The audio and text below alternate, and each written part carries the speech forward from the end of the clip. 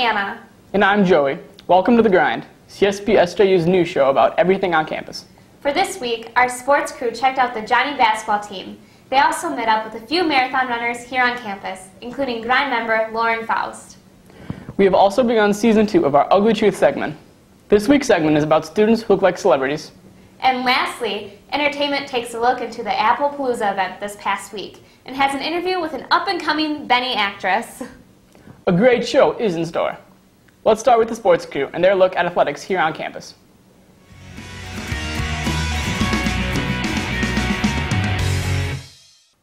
Hi, I'm Angel. And I'm Megan. Welcome to the sports section of The Grind.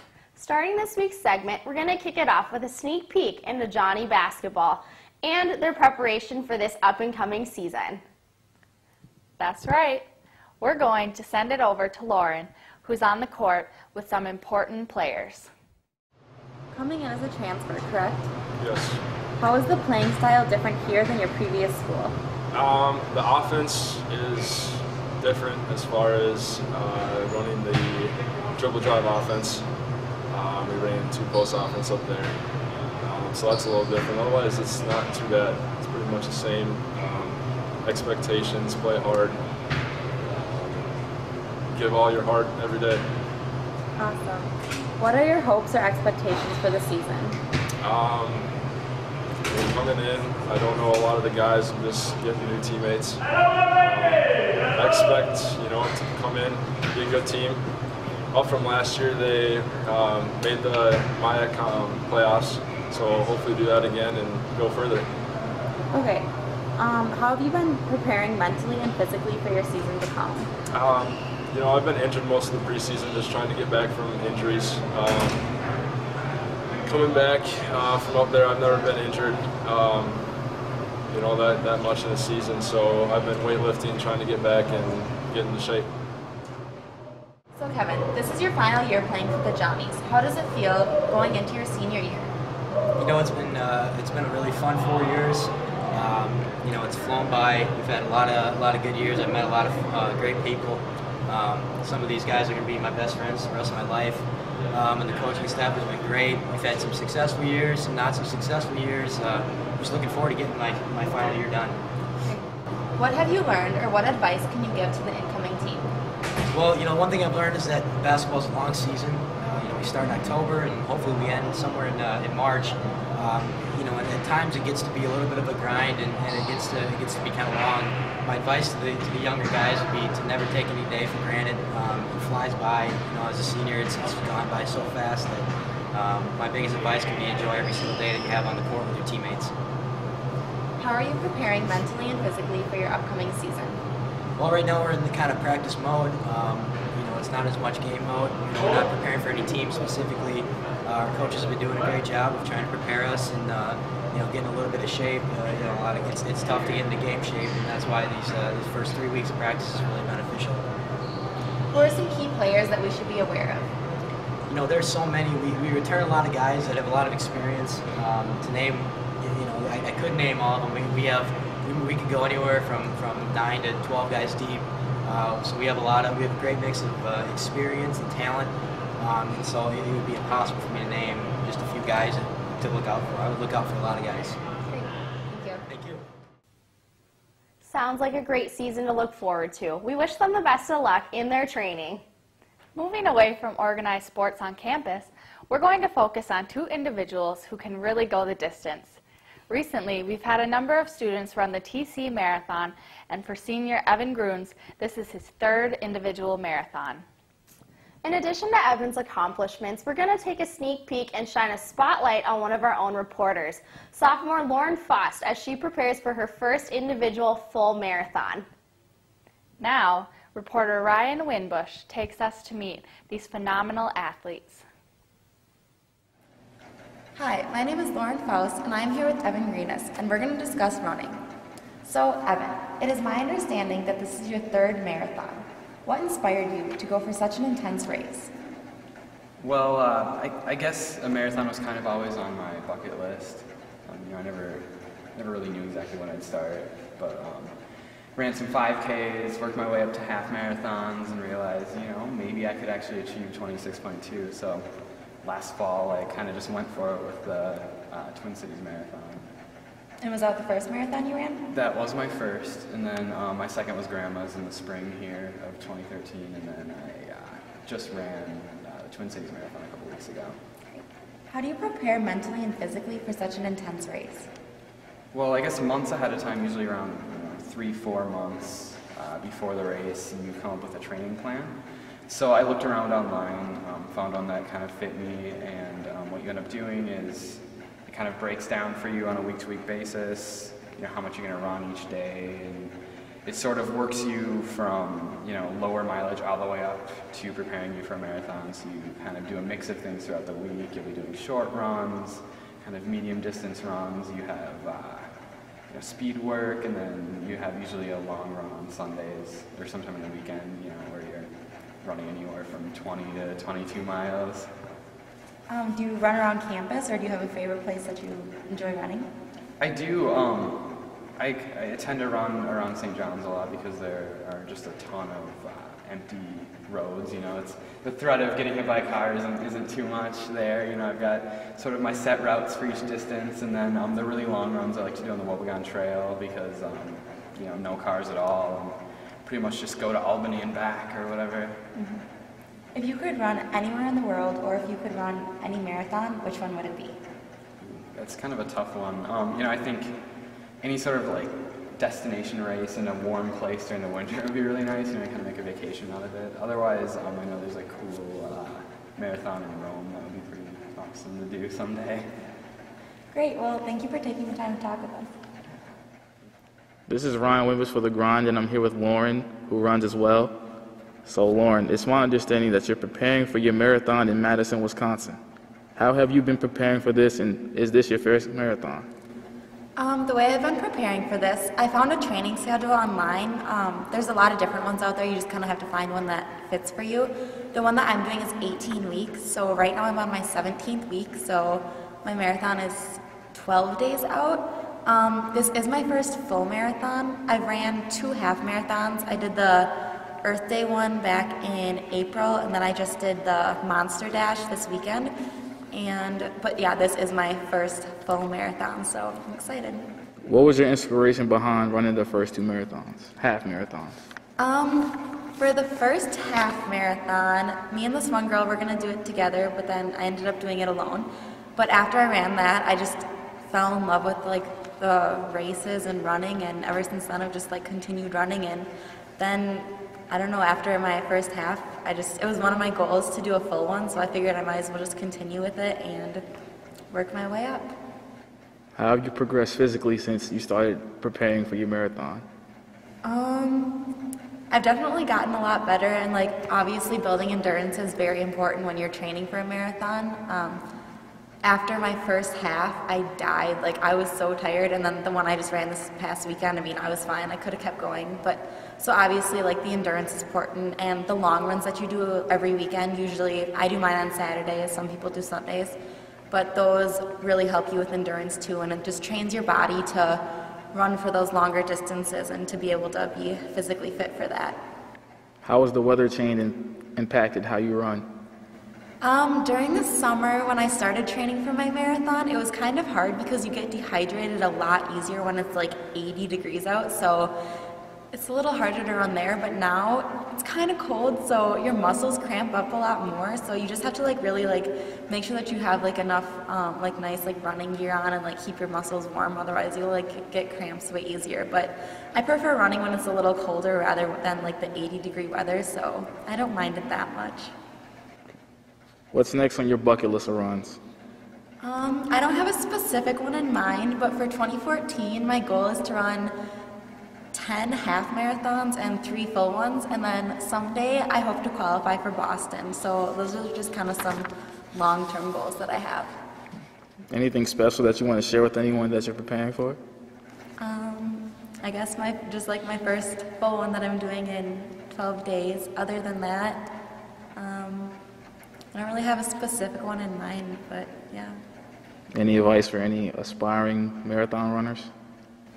For any people that ever want to run a marathon, just start training. When I started running, I just did it as kind of like a thing to get in shape, to be honest, but it has become so much more than that for me. Like, I just started running like 3 miles here, that kind of thing. But then I just kind of like worked my way up to like 6 and then like 10, and then you just like kind of keep going. And I really enjoy like the long like 22-mile runs. I don't know. For me, it's just like, it's really nice to just be able to like relax and like go that far and just like kind of be like alone, and I don't know. I really like it. So if anyone wants to start running, you definitely should, because it will change your life. It definitely changed mine for the better. All right, well, thanks a lot, Lauren. Thank you. That's it for our sports spotlight this week. Come back in 2 weeks as we take a look into the SJU hockey team and a recap of how the Blazer golf team did during their past season. Have a wonderful week, and back to you in the studio.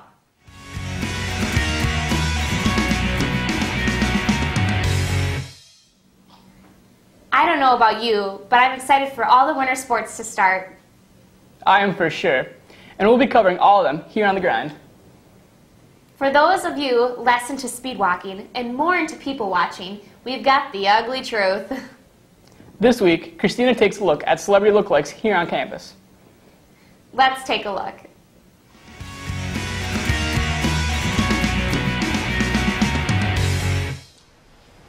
Hi, I'm Christina, and this is The Ugly Truth. On today's segment, we will be interviewing students who have celebrity lookalikes. Right now, I'm with Trevor Warner. Trevor, how are you? Good, how are you? Good. Do you personally think that you look like Chris Hemsworth? A little bit. I've been told that a couple times. When did you first realize that you looked like Chris Hemsworth? When I saw the preview for Thor, and then someone gave me a compliment, and I kind of put 2 and 2 together, and he kept getting more and more compliments about it, so I started looking at him. For the movie Thor, Chris Hemsworth gained 20 pounds to play the role of that character. Can you relate to this, like for having to gain weight for football or just to be fit? Yeah, I've had to put on weight for football. For instance, last year, high school coming into college, I put on 20 pounds for football, so I can relate to that. Chris's shoulder injury prevented him from playing football when he was an athlete. If you got injured from playing football, do you think you would take up like another sport, say surfing, as Chris Hemsworth did? Yeah, I'm usually around sports. I played multiple sports in high school and throughout my life, so I think if I did get injured, I would have to be around a competitive atmosphere for probably a long part of my life. What other sports did you play? I played basketball. Okay. Chris Hemsworth was chosen by Cosmopolitan as the 2011 Most Fearless and Fun Men. He admitted that the most rebellious or reckless thing that he ever did was briefly steal a golf cart. Can you relate to this, or what's a rebellious moment that you have had? I guess I could relate to that. This summer, a couple of my friends and I, late at night, snuck onto a golf course and put out a huge tarp and went slip and slide in on a golf course. So I guess it's probably the most rebellious thing I've ever done. I would say that's pretty rebellious. Well, that's all I have for you. Next, we will be interviewing Mary Hooley, who looks like Jennifer Aniston.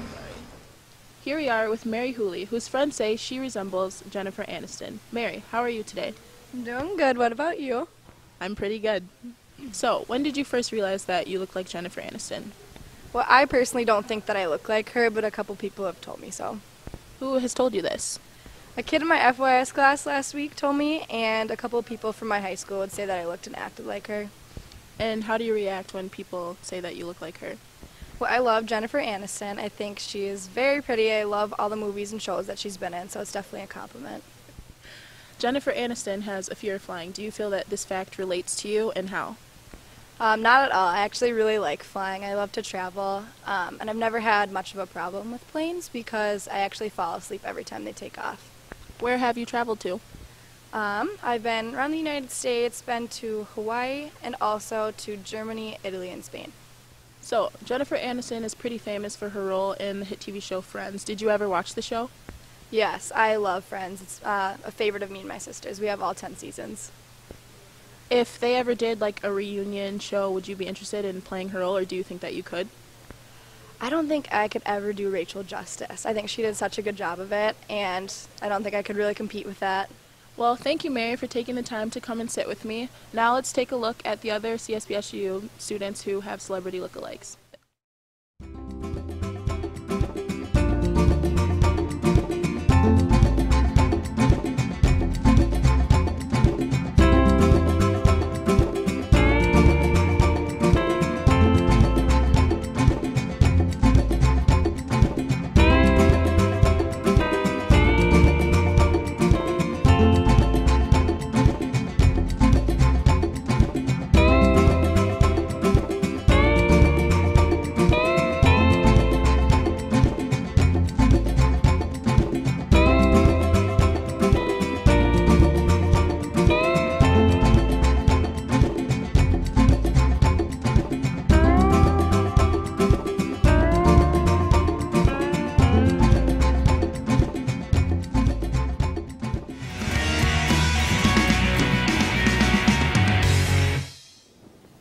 Those interviews were crazy. I had to do a double take a couple times to make sure those students weren't movie stars. We definitely have a good-looking student body here at St. John's and St. Ben's. Well, fall is flying by, and last Thursday, CSB held the Applepalooza event to celebrate the changing of the seasons on campus. That's right. And those apples they had sure looked delicious. And they were the perfect treat to get us ready for Halloween here on campus. Let's take a look at what the entertainment team found this week about the Applepalooza event and Bad Seed performance. Thanks, guys. Fall was in full swing on our campuses this week. Sunday kicked off the autumn festivities with Appalooza, brought to us by the Peer Resource Program, or the PRP. PRP is a group of students on campus who try to enhance personal development. Most of their programming focuses on the outdoors. Appalooza was held at the Collegeville Orchards, down Fruit Farm Road, and just past Flynntown. It was good fun, with fresh apple cider warmed on some coals and an open campfire. There was also pumpkin painting and live animals. People from the community came too. The orchard is independently owned, but college kids are invited to come by any time. They are open through October and into November, so make sure to stop on by. While every apple has seeds inside, some are nastier than others. The Bad Seed was performed last weekend at CSB, and its main character is rotten through the core. The horror-themed show fit perfectly with the timing of the year. Olivia caught up with the star of the production.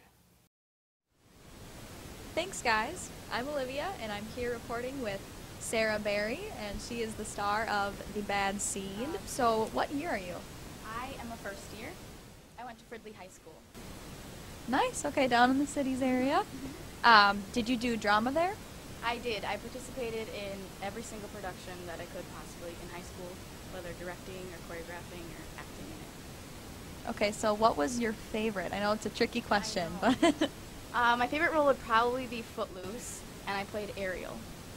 That's an awesome part. Yeah. Jealous. Are you studying theater here at St. Ben's, or? Yes, I am studying theater. Right now I'm a communications major as well as a theater major. Nice. And on being in theater when you came in the fall, or did it just kind of happen? I knew I wanted to participate in productions, but I wasn't really sure about trying out or not, and then my dad handed me a sheet of paper and said, I think you could play the little girl. So I auditioned. Oh, that's awesome. What is the most exciting part of the show for you? I think the most exciting part of just putting this production together is getting to know the CSBSJU theater family, and just with all the seniors that are participating in the production, like all coming together and them taking me under their wing. Do you have a favorite part in this show? I have to say it's the most climactic part in the show, so I'm not going to give it away, but... What is the hardest part about, acting your part? Well, being this psycho little girl, it was difficult to relate to my role, but I definitely was able to find bits and pieces of Rhoda and myself. Cool. So your character in the play is a child sociopath, as you mentioned. Were there any things that bothered you or were really difficult, particularly, about trying to portray Rhoda at all? Yeah, it was difficult to find the balance between being a little girl that's, cute and perfect in every way, and then having the evil side of Rhoda as well, and not giving away the ending of the show. What has been, would you say, is your best experience so far at St. Ben's and St. John's this year? Say it'd have to be a tie between doing this production as well as the Tommy Johnny game. Tommy Johnny game, always fun. I think that's all we have for tonight, and great job in the performance. So thanks, and back to you guys. Thanks, Olivia. And thanks, Sarah, too. You did a great job. Sarah certainly enjoyed playing her creepy child character, but there were other children on campus last week, too, and they were far from frightening. Halloween in the halls was last weekend, so if you noticed a line of tiny kids outside Gretzky, no worries. They were at CSB to trick-or-treat in the first-year residence halls. This annual event is always adorable. They come, they play games, they take tours of the res halls, and the students give out candy. So be sure to keep an eye out next year for these little cuties running around. Keeping up with the festivities, Joint Events Council hosted caramel apples on Halloween night. It was quite the success, with about 3 dozen people lined up before they even started serving. Students came and dipped their own apples and then picked toppings. JEC is responsible for many events on campus, so be sure to keep a lookout for their upcoming events. The apples were a great Halloween hit. Appaloosa, Halloween in the Halls, and Caramel Apples are just a few of the fall events. Keep enjoying the season change, CSB, SJU. The snow will be here before we know it. For this week and this autumn, that's your entertainment.